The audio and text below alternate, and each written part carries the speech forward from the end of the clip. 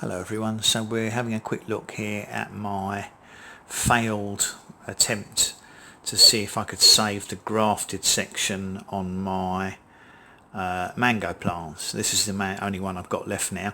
Now this was a grafted Keitt variety that has really never done the thing in the 2 years I had it. It was growing up until this year, and I noticed that the top growth was dying back quite rapidly, and as you can see, it had a fairly, to be honest, it had a very poor quality graft on it. It just never really looked as if it had taken very well. It had shown growth on the top, and it even had a few flowers on it, but it hadn't really showed any signs of growing this year. And I decided to remove from the pot a couple of months back. You may have seen the video. If not, you can find it in the mango playlists. And sure enough, when I pulled it out the pot, there were almost no roots left on the plant. It obviously suffered root rot. It's probably been over potted, so I reduced it down to a much smaller pot to see if I could do anything. Now what I've been left with is, there is some good news to come out of bad.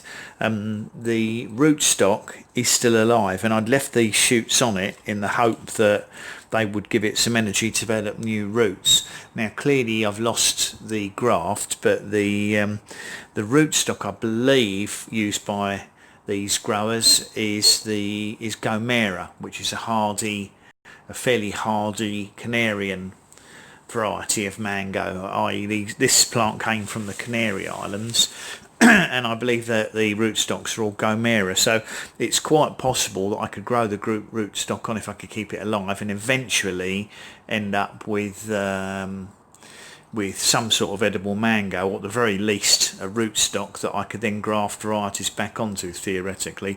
So the name of the game for me was to try and preserve the rootstock, which I appear to have done. So what I'm going to do actually today is just remove this completely dead graft. I mean, if we cut across this and have a look, totally dead, absolutely crispy dead.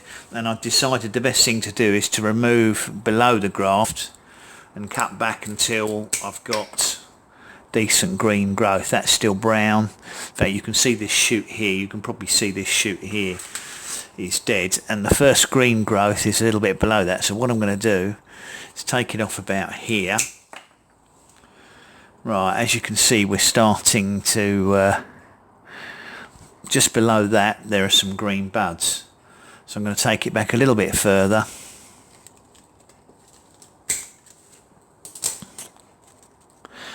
I can see some green in the cambium layer now, so frankly we've got back to probably what's still alive.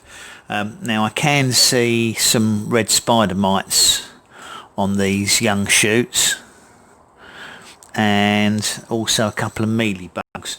So I'm going to just pop this outside for an hour or so in the rain and give it a spray with a suitable spray, just to see if we can get rid of those red spider mites, because the problem is if I leave them on the plant here in the kitchen, they're simply going to spread to everything else as I gradually bring the plants inside.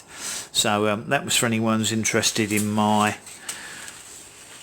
was a grafted Keitt and is now a Gomera growing on its own rootstock. But it doesn't look too bad. I'm hoping that with the bare root treatment I've given it and fresh compost and cutting off the dead growth, that we're going to end up with a nice bushy Gomera mango instead, which is better than no mango at all as far as I'm concerned.